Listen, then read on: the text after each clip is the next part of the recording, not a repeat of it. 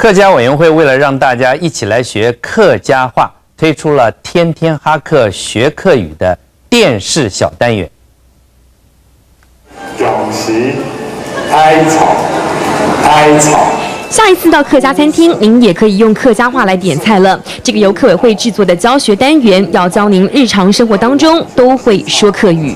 卤鹹菜、腌酸菜、那么客家菜、甜甜客家話，冇講客家話就冇流行嘅都有啦。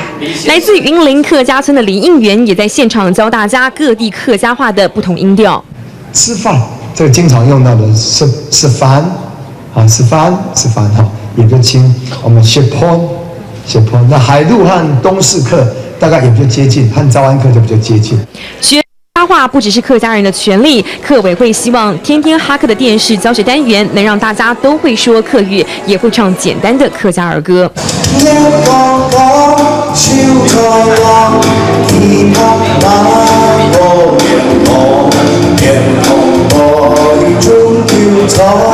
民视新闻，唐诗施宣良台北报道。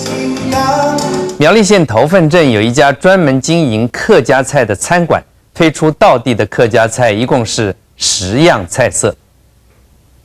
客家菜的4点金指的是什么东西呢？其实就是客家人招待贵宾吃的土鸡肉。公園嗰隻啦，有熱客啦，兔先用啊，都熱天都讀啦4點件，4點件都條啊、熱啊、腳啊、梅啊，幾十幾讀出啦，讀幾盤，表示容當然滿。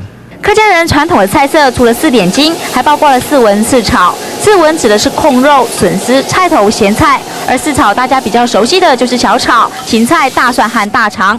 客家人很勤俭，文菜还是用炖鸡的汤。自我嘅料理要配湯煨出嚟，配湯啊，配湯唔好大餸啊，我大餸出嚟煨嘅順乾，所以煨後咧清好食啦。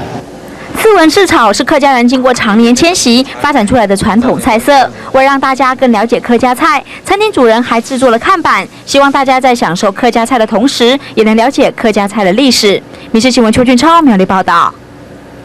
苗栗3义的著名景点龙腾断桥，目前被列为3级古迹。2次大地震将大桥变成了断桥，特殊的景象吸引许多游客前往观赏。民国24年的一阵天摇地动，将巨大的龙腾大桥瞬间变成了断桥，从此失去了交通能力。3年前的921大地震更让断桥再次承受晃动的威力，让其中一根桥墩断成了2截。尽管停用，但是100年历史的建筑让它列为3级古迹。北边上有60桥墩的，南边上有4只。佢T123嘅车咧，T5開始細 V 嘅，差唔多1.5公尺。加個石灰嗬，係鋼筋硬嘅，佢加烏頭、加糯米，係一個加個延展性哈。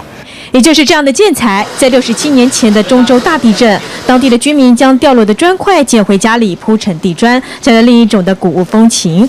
不过这样的行为可不许历史重演。现在游客如果将掉落的砖块带回家，可是要吃上官司的。民视新闻何乃强、陈小青苗栗报道。